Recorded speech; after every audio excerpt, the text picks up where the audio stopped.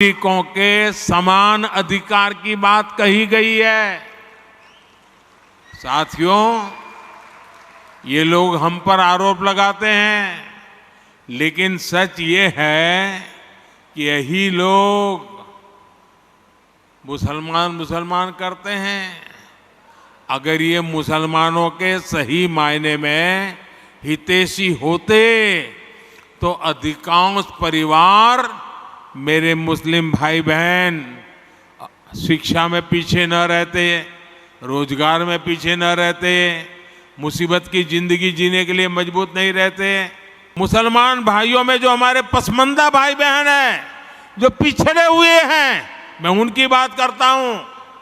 पसमानदा मुसलमान मोची होते हैं, भिस्ती होते हैं, जोगी होते हैं, लाल बेंगी होते हैं, भटियारा होते हैं, मिरासी होते हैं, डफाली होते हैं, मुकेरी होते हैं, मदारी होते हैं, जुलाहा होते हैं, लंबाई होते हैं, बेदा होते हैं, बामणिया भी होते हैं, छिया होते हैं, लहरी होते हैं, हल्दर होते हैं, सिकदर होते हैं, कितनी ही जातियां, ये सब इतने पिछड़े रहे हैं, इनके साथ इतना भेदभाव हुआ है। भाइयों बहनों, इस भेदभाव का नुकसान उनकी कई पीढ़ियों को भुगतना पड़ा, लेकिन भाजपा देश के हर नागरिक के लिए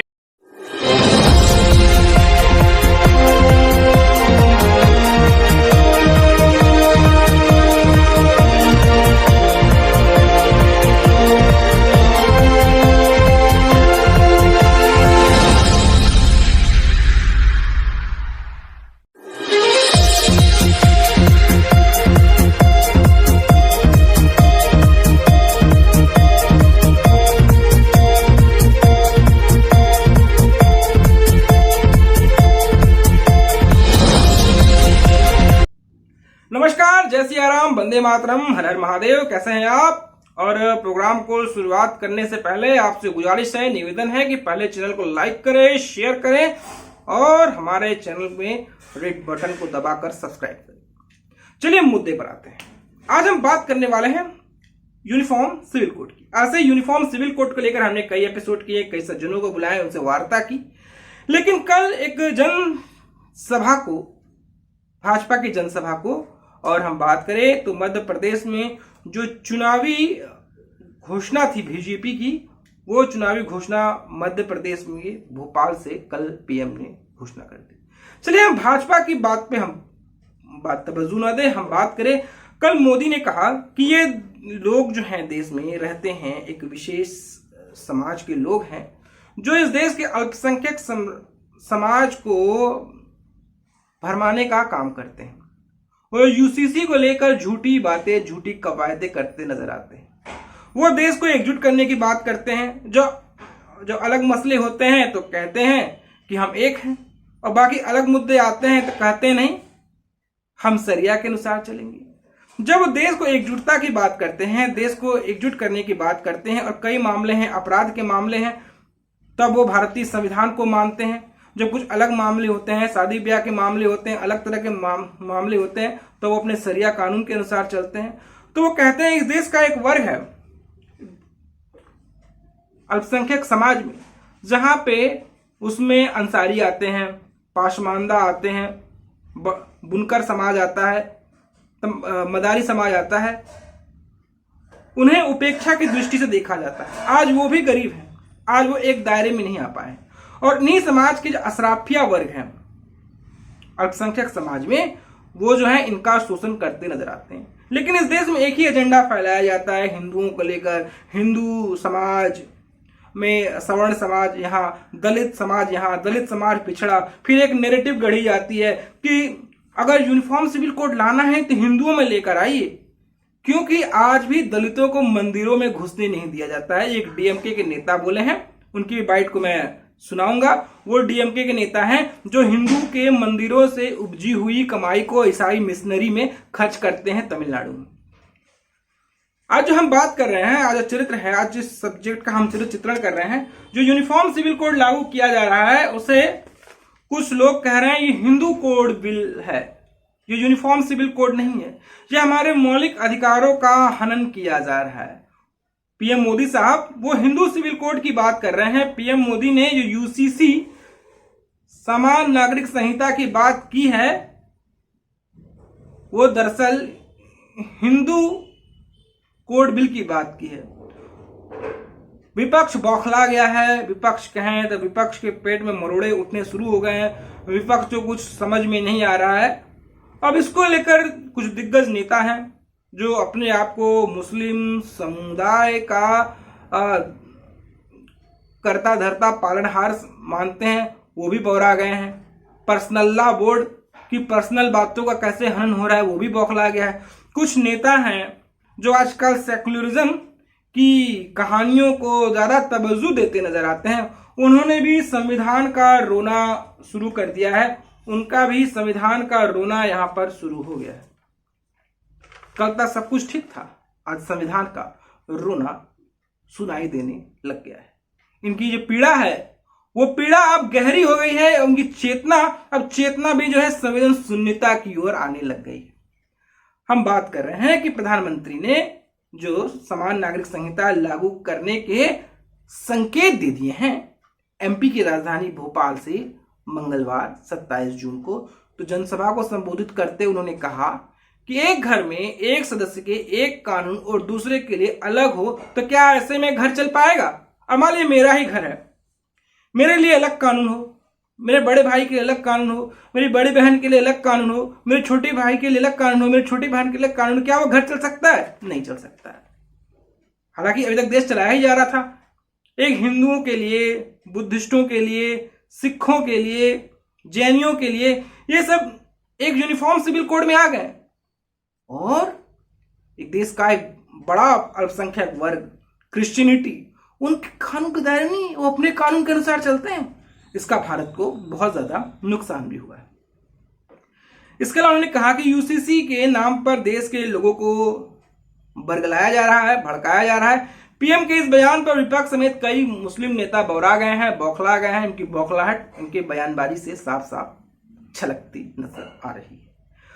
मुस्लिमों के सबसे बड़े ठेकेदार या कहें रहनुमा या कहें अब्बा होने का दावा करने वाले एआईएम प्रमुख असदुद्दीन ओवैसी ने कहा है कि पीएम भारत की विविधता और बहुलता को समस्या मानते हैं।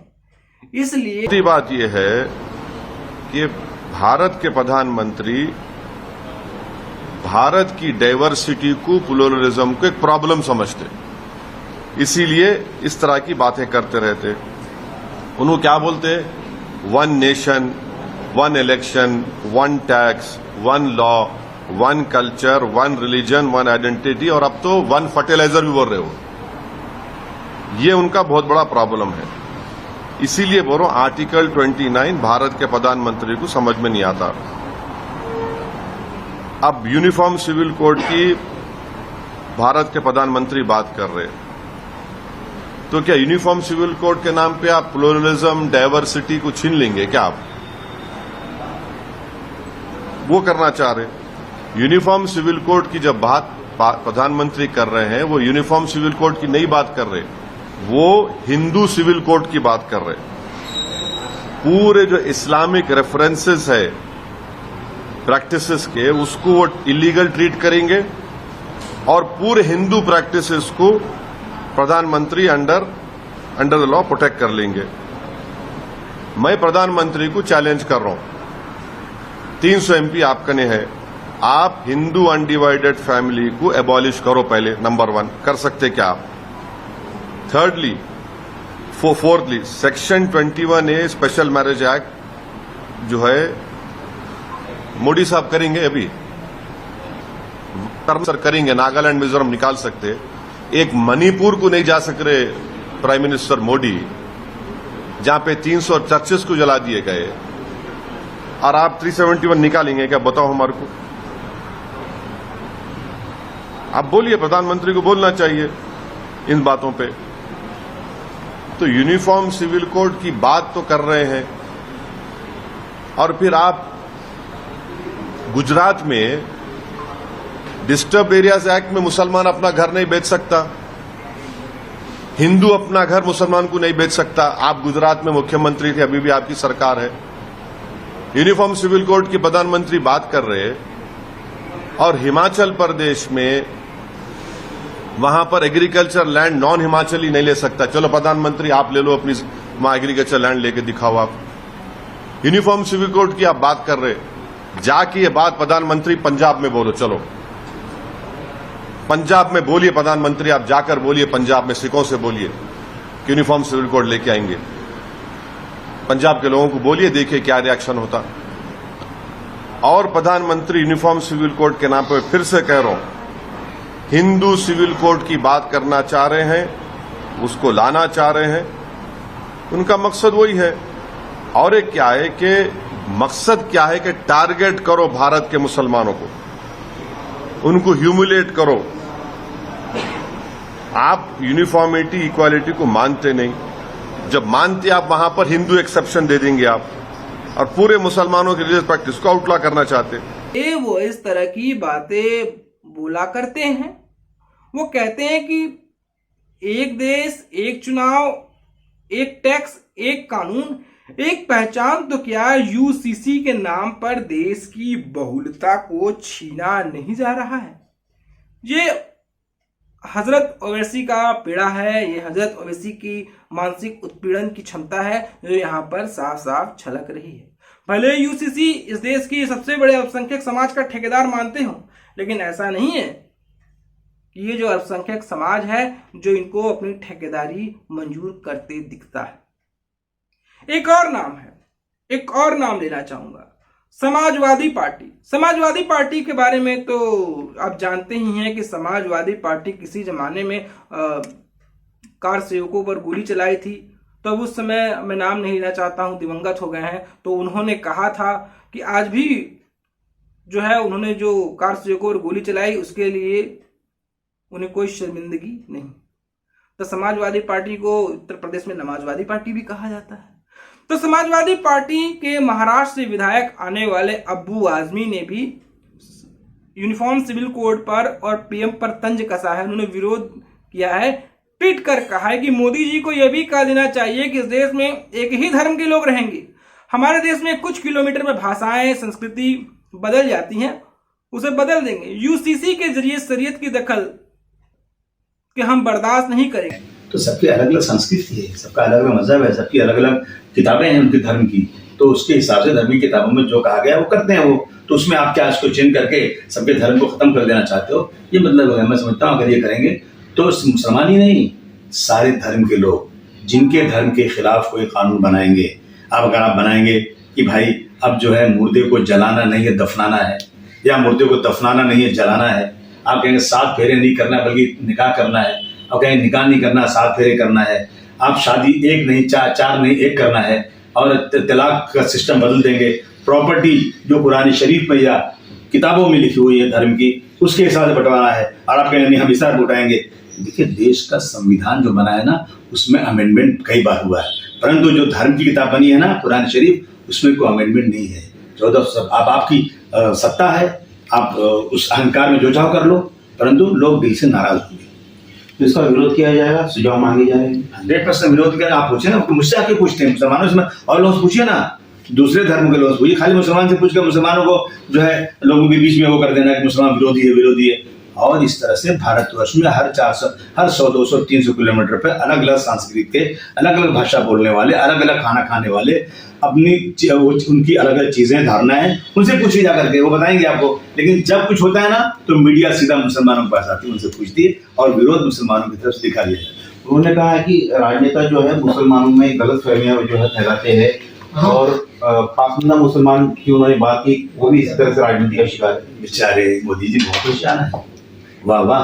आप पसमानदा मुसलमानों में डोरे डाल रहे हैं, तो आप साथ आएंगे। देखिए ऐसा है कि इसमें मुस्लिम हिंदू ने आप हर, जैसे आपने कहा ना सबका साथ सबका विकास, आप सबका साथ सबका विकास लेंगे तो क्या मुसलमान थोड़ी कि आपको वोट दे सकता है। लेकिन आप बार मुसलमानों को गद्दारी बोलेंगे और केरल फिल्म बनाएंगे और जो है कश्मीर फाइल लाएंगे, जो झूठ का पुलंदा है, ला करके हमारे हिंदू भाइयों के दिमाग में ये डालेंगे कि ये मुसलमान इस तरह से हिंदुओं के खिलाफ है, तो मैं समझता हूँ कि देश में लड़ाई झगड़ा होगी और ये देश का बंटवारा होगा।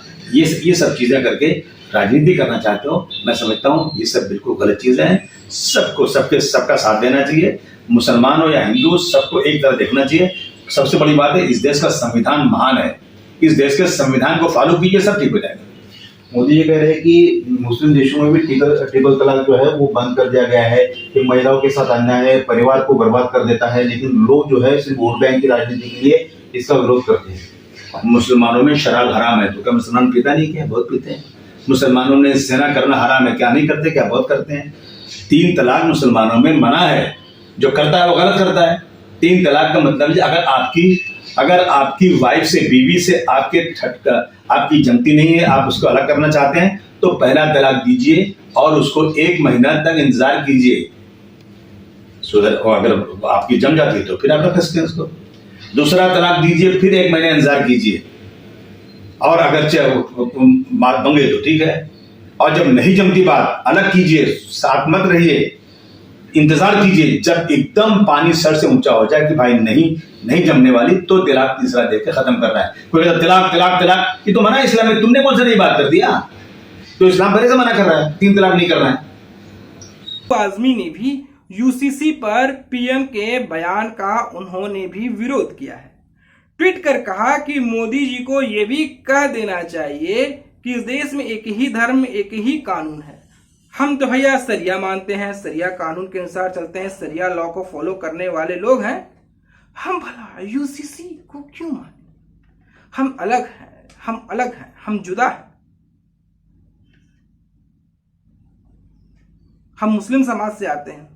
हम जो सरिया से जो दखल अंदाजी होगी तो गैर मजहब के लोग भी जो होंगे वो भी बर्दाश्त नहीं करेंगे। गैर मजहबी लोगों को भी इसमें दखल देना होगा और इंशाअल्लाह वो भी दखल देंगे। ये अबू आजमी का कहना है। इस मुद्दे पर मैंने 2 नाम बताए, एक तीसरा नाम है पर्सनल बोर्ड। पर्सनल बोर्ड बहुत पर्सनल हो गया है। पर्सनल बोर्ड के सदस्य और कांग्रेस नेता आरिफ मसूद ने कहा है कि पीएम संविधान की हम भी वही बात कर रहे हैं। इनके और हमारे करने में एक अंतर है। प्रधानमंत्री जी को ये याद रखना चाहिए, उन्होंने जो संविधान की शपथ ली है वो बाबा साहब ने जो बनाया था वो ली है। और हम लोग एक बात कह रहे हैं, ये इधर उधर की बातें ना करें। जो संविधान बाबा साहब ने दिया था, देश का हर वर्ग वही संविधान पे सहमति जताता है और जताता रहेगा, और संविधान को बर्बाद और चेंज नहीं होने देगा। सर, उन्होंने ये भी कहा है कि जो लोग 3 तलाक की बात करते हैं वो बेटी के साथ अन्याय कर रहे हैं। आपने 3 तलाक का कानून बना लिया, क्या फर्क पड़ गया? देश में क्या हो गया? 3 तलाक की जो आपने बात करी थी, मुस्लिम महिलाओं को चीख के, उन महिलाओं के साथ आज क्या हो रहा है?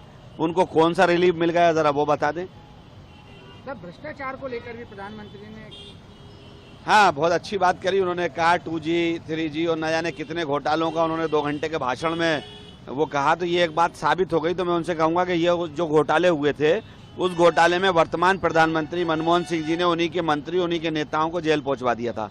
प्रधानमंत्री जी महाकाल घोटाला और सतपुड़ा घोटाला, रेमडेसिविर घोटाला, इनके लिए इन लोगों को कब जेल पहुँचाएंगे उसका जिक्र करते तो अच्छा लगता। वो कह रहे हैं कि गारंटी की बात चलती है, एक लोग कांग्रेस जैसे गारंटी की बात करती है और यहाँ पे वो घोटाले की गारंटी देते हैं, और प्रधानमंत्री कह रहे हैं कि हम भी एक गारंटी दे रहे हैं, कार्रवाई, घोटालेबाजों पर कार्रवाई की गारंटी। तो कब कर रहे हैं? वही तो कह रहा हूँ, कर देना। गारंटी दे रहे हैं क्या? जब आए थे तो कर देते कि हाँ, महाकाल घोटाले वाले आज से जेल में, रेमडेसिविर वाले जेल में, सतपुड़ा वाले जेल में, आयुष्मान कार्ड के धारकों घोटाले वाले जेल में, तो मजा आता जरा कि लगता है कि प्रधानमंत्री में दम है, और वास्तव में प्रधानमंत्री दमदार बात कर रहे हैं। झूठी और फर्जी बातें हैं, हताशा है और कुछ नहीं है। अच्छा सर, कहा कि 24 में फिर उनकी सरकार। हाँ, तो उन्हें मालूम है ना 23 में कांग्रेस की सरकार आ रही है, तो कैसे कहेंगे? जी को नहीं याद रखना चाहिए कि उन्होंने बाबा साहब के संविधान की शपथ ली है। हम बाबा साहब के संविधान की सहमति जताते हैं, संविधान बर्बाद नहीं होने देंगे। 3 तलाक कानून आ गया था, क्या कौन मानता है? हम तो संविधान को मानने वाले हैं। तो मेरे भैया मसूद साहब, संविधान में बराबरी की भी बात कही गई है, संविधान में समान कानून की भी बात की गई है। थोड़ा संविधान पढ़कर आते बाबा साहब अम्बेडकर का, बाबा साहब अम्बेडकर के नाम पे आपने अपनी राजनीति की दुकान खूब चमकाई है, राजनीति की दुकान आपने खूब बढ़ाई है। बाबा साहब के नाम पर आपने राजनीति का आपने एक मल्टीप्लेक्स तैयार कर लिया है। लेकिन बाबा साहब ने समानता की बात की है, उस पर आप कभी भी एकजुट होते नजर नहीं आते। यही तो कहानी है, यही तो चरित्र है। इसमें आगे एक नाम है, जदयू के नेता केसी त्यागी ने कहा है कि यूसीसी के मुद्दे पर सभी राजनीतिक दल और स्टेक होल्डर्स को शामिल किया जाना चाहिए। बीजेपी सिर्फ वोट बैंक की राजनीति करती है।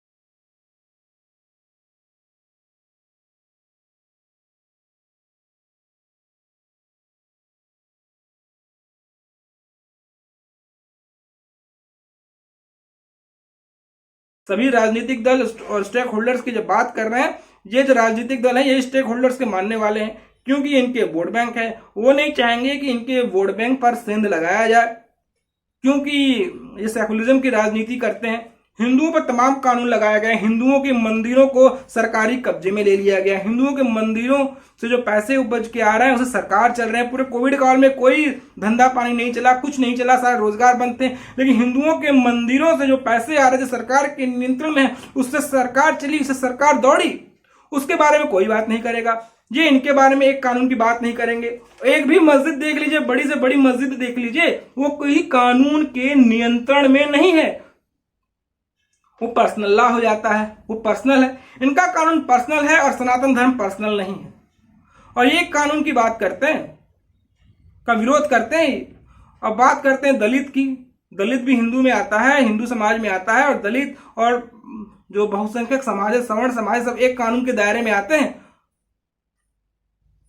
मैं इसलिए बात कर रहा हूं कि डीएमके के नेता हैं, कहते हैं कि इनका नाम है टीकेएस एल्गोवन ने कहा है यूसीसी सबसे पहले हिंदू धर्म में लागू किया जाना चाहिए। To their ears. And a uniform civil code should be first implemented in Hinduism. Everybody, be him the scheduled caste or tribe or upper caste people, they should be allowed to perform pujas in any temple in India. So there should be first, he must implement uniform civil code in Hinduism. Why should only one class of people should go and perform pujas, and others should not even enter the sanctum of any temple? What is the need? Is it not ununiform? Is it uniform? So let him first bring in uniform civil code in Hindu religion and prayers. You have also pointed out that the implementation of UCC, Uniform Civil Code, has been stressed or has been asked by the Supreme Court also. See what we said, who is opposing that? We don't want uniform civil code only because we say that our constitution has given protection to every religion. It is a violation of fundamental right, which a government is not supposed to do. Fundamental right is the citizens' right. Governments cannot interfere with it. These people are they elected to serve the people of this country, not to command the people of this country. After 5 years, they can be thrown out. Whatever damage they have done, it should not affect the people of citizens of India. Uniform Civil Code is against Article 25 of the Constitution, which is part of the fundamental right. Our Constitution framers have given fundamental right. The Supreme Court had also said that there should not be any interference with the fundamental right. The governments have no role to change or amend fundamental rights. So fundamental rights gives that protection to the people. Who is worried? See, what Muslims do is there for them. What Christians do is for them. What is he talking? I don't know. Somebody have, even Hindus, so somebody have tusk in their head. No, everybody should have a shaved head. Can somebody ask? There should be uniformity. Somebody wears beard. Can somebody say that it is wrong? Why should you interfere with the individual's wishes? Why should you interfere? Nobody is questioning. See, some people have their own system of wedding. Christians in the church, they seek the permission of the other party. Muslims, they seek the permission of the girl, seeks the permission of the boy. Was asked whether you want to marry this girl, and the girl was asked whether you want to marry. Even in a Christian wedding, it is like that. But in a Hindu wedding, 13-year child who cannot enter into any agreement gets married. What is they talking about uniform civil code? First, they let them introduce uniform civil code in Hinduism, which they talk about. Let them allow everybody to go into any temple. He said that those who oppose are angry. Yeah, they are doing it for vote bank. They want to produce, always they talk about Hindu majority. Always they talk about Hindu majority. But they will ill-treat Hindus to the most. अनुसूचित जाति और जनजाति सहित हर व्यक्ति को देश के किसी भी मंदिर में पूजा अर्चना करने की अनुमति नहीं है। उन्हें पूजा अर्चना करने की अनुमति दी जानी चाहिए। हम यूसीसी इसलिए नहीं चाहते हैं कि संविधान हर धर्म की सुरक्षा दी है। हे भगवान, ये जो डीएमके के नेता हैं टीकेएस एल्गोन, वो किस समाज से आते हैं आप जानते ही हैं। ये दलित समाज की बात कर, भाई दलित समाज भी हिंदू है, वो भी मंदिर जाता है। कौन से जमाने में है, कौन से जमाने में जी खा रहे हैं, कौन से जमाने की शरबत पी कर आए हैं, यहाँ पर उसका खट्टी डकार निकाल रहे हैं आप। किस राजनीति की बात कर रहे हैं? ये एल्गोन जैसे लोग हैं, ये क्रिश्चियन मिशनरी वाले हैं, इनकी ही पार्टी है, स्टालिन की सरकार है तमिलनाडु में, जो मंदिरों को ईसाई मिशनरी के अंदर सुपुर्द कर रहा है, जो मंदिरों को सड़क बनाने के लिए मंदिर को गिरा देता है, और बीच सड़क पे कोई मजार बन जाता है तो वहां रास्ता बदल दिया जाता है, वहां से रास्ते, वहां पे मजार, अवैध मजार नहीं हटाया जाता। और तमिलनाडु है, ऐतिहासिक धरोहर है, ऐतिहासिक हेरिटेज है, जो इसका ऐतिहासिक प्रमाण है, उन मंदिरों को भी ढहाने का काम स्टालिन सरकार में किया जा रहा है। ये साफ साफ एजेंडा है, जो सनातनियों के खिलाफ एक साजिश के तौर पर देखा जा सकता है। ये साजिश के तौर पर काम है। और यूनिफॉर्म सिविल कोड का विरोध करेंगे, एक कानून एक दायरे में आ जाएंगे, तो फिर नहीं कहेंगे कि हम अलग हैं। भैया यूसीसी का विरोध करते हो, समान कानून का विरोध करते हो, शादी ब्याह, मैरिज, डॉरी, तलाक, तमाम मुद्दे जो है इसको लेकर आप विरोध कर रहे हो। और जब कानून की बात आएगी, चोरी चमारी, हत्या, बलात्कार की बात आएगी, नहीं, हम तो भारतीय इंडियन पैनल कोड के अनुसार ही बात करेंगे, हम तो भारतीय कानून के अनुसार बात करेंगे, हमें सरिया कानून नहीं चाहिए। सरिया कानून में तो गर्दन उधर काट दिया जाता है, चोरी चमारी करने पे हाथ काट दिया जाता है। सरिया कानून, वो सरिया नहीं चाहिए। तो इंडियन पैनल कोड के अनुसार भारतीय कानून व्यवस्था के साथ हमें न्याय चाहिए भैया, क्योंकि न्याय की कहानी तो ऐसे ही गढ़ती है, न्याय की कहानियां तो कुछ ऐसी ही होती है। और भैया यही गौस मोहम्मद और उसका दोस्त पिछले साल उदयपुर में एक टेलर मास्टर की गर्दन काट दिया, उसको लेकर इन्हें पीड़ा कभी नजर ही नहीं आई, उसको लेकर बात नहीं करेंगे। विरोध भी करेंगे, सोशल मीडिया पे नहीं करेंगे ना। अल्पसंख्यक वोट बैंक का वास्ता है बॉस, अल्पसंख्यक वोट बैंक। आपको पता है अल्पसंख्यक वोट बैंक कितना बड़ा है? ये अल्पसंख्यक वोट बैंक से राजनीति का दुकान कितना बढ़िया सजाया जा सकता है। यही तो कहानी है, यही तो चरित्र है।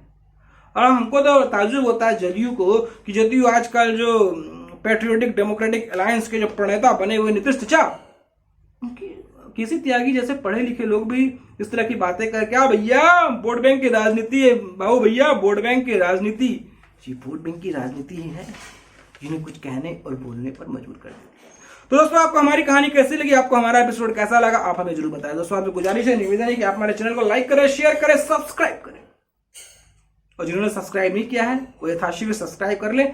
और हमारी पत्रकारिता को जो बल देना चाहते हैं वो कंट्रीब्यूट कर सकते हैं। नंबर जो है स्क्रीन पर लगातार फ्रेश होते रहता है। तो दोस्तों, फिर हाजिर होंगे एक नई कहानी के साथ, एक नया एपिसोड के साथ। तब तक के लिए जय श्री राम, वंदे मातरम।